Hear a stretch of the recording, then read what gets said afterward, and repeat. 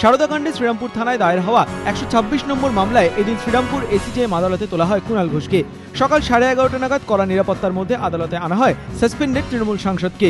দুপুর 2:30 নাগাদ তোলা হয় এজলাসে। কুণাল ঘোষের আইনজীবীদের দাবি, শাসক দলের কয়েকজন নেতামন্ত্রীর নাম করে কুণাল বিচারককে বলেন ওইসব নেতামন্ত্রী তাকে ফাঁসিয়েছেন। কুণাল ঘোষ যেটা বলছিলেন যে তাকে মিথ্যে কেসে ফাঁসানো হচ্ছে, দিনের পর দিন বিভিন্ন জায়গায় বিভিন্ন কোর্টে তাকে সঠিকভাবে তোলা হচ্ছে না। কাদের কাদের নাম উঠে এসছে তিনি বলছিলেন যে মুকুল রায়, মদন মিত্র, এবং তিনি বলতে বলতে যে এটা একটা চক্রান্ত করে ফাঁসানো হচ্ছে। তিনি আরও বলেছেন যে রাজ্য স্তরে যে সকল পুলিশ আছে তারা তাকে ফাঁসাচ্ছেন না, এই ওপর মহল থেকে তাকে ফাঁসানো হচ্ছে।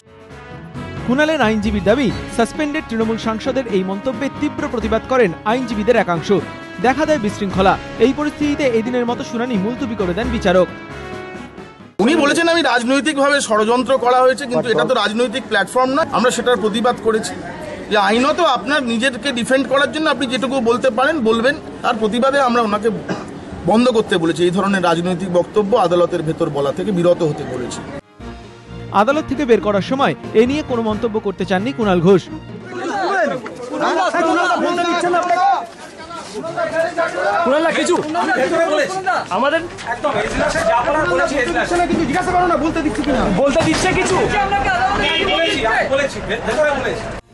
পরিবহন মন্ত্রী মদন মিত্রের প্রতিক্রিয়া, মামলাটি বিচারাধীন, তাই এ নিয়ে কোনো মন্তব্য করব না। মামলার পরবর্তী শুনানি 17 জুন। সৌরভ বন্দ্যোপাধ্যায়, এবিপি আনন্দ, হুগলি।